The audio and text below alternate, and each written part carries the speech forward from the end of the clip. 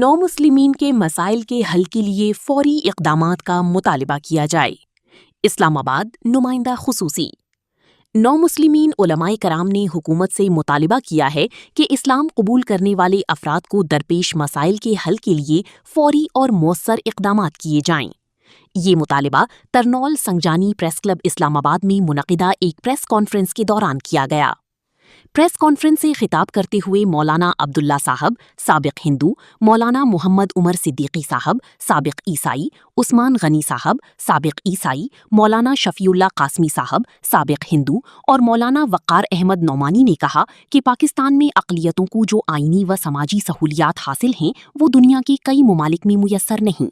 تاہم یہ افسوسناک امر ہے کہ جو افراد اپنی خوشی سے اسلام قبول کرتے ہیں انہیں درکار سہولیات فراہم نہیں کی جاتیں۔